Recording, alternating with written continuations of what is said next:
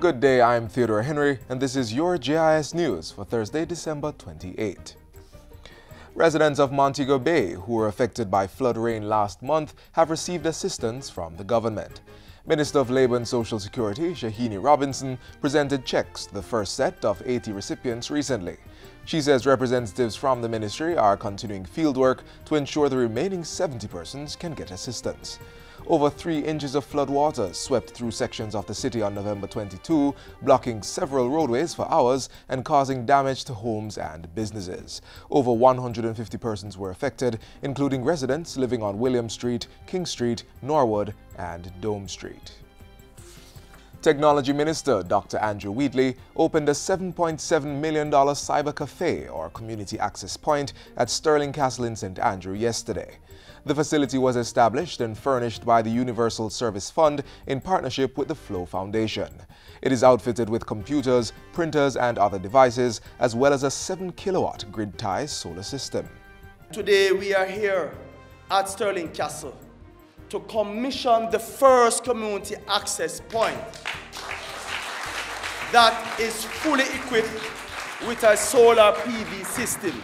We took a decision to ensure that new community access points are sustainable, and in fact, those that were commissioned before our time, that we bring sustainability back to these community access points. 100 community access points will be outfitted with solar panels this fiscal year to help offset the energy cost associated with operating these centers.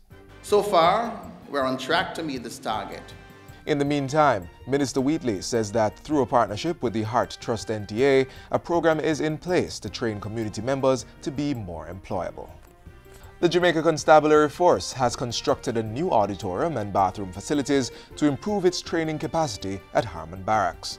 The buildings are intended to increase training capacity by 100, moving from 150 to 250 trainees per batch.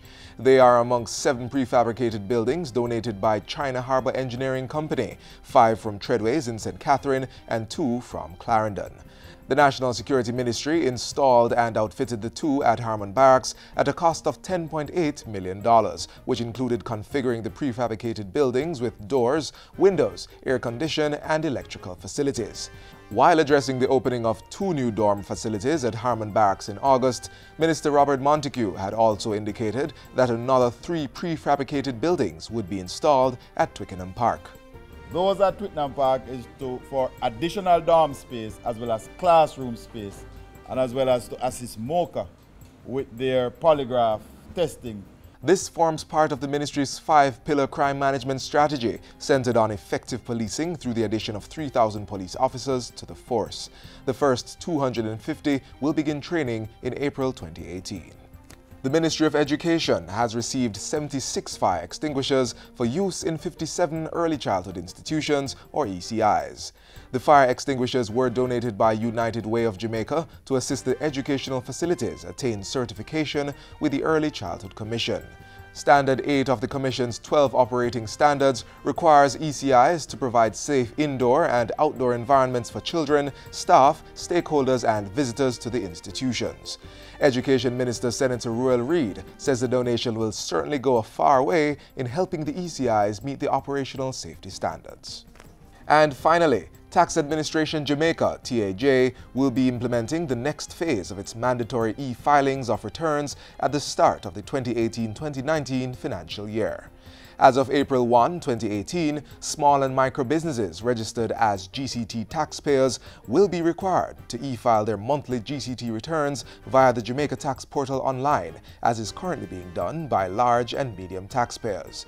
This new procedural change applies to small and micro taxpayers classified by annual total supplies or turnover of $150 million and below. To assist small and micro businesses meet the upcoming obligation, TAJ is providing training support to persons identified in this 4th phase of the mandatory e-filing requirement. Taxpayers can make arrangements for e-one-on-one sessions to train their staff or request an advisory visit at their business location to get assistance on the procedure to e-file returns. Persons also have the option of conducting their online transactions at any major tax office at the designated e-tax spot and get support from the TAJ personnel on site. A how-to guide for e-filing of consumption tax returns is also available on the TAJ website at jamaicatax.gov.jm.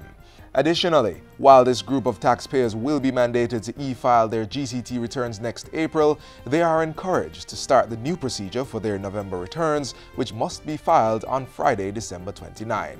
Support will also be provided if required. And that's it for JIS News Today. I'm Theodore Henry. Thanks for watching.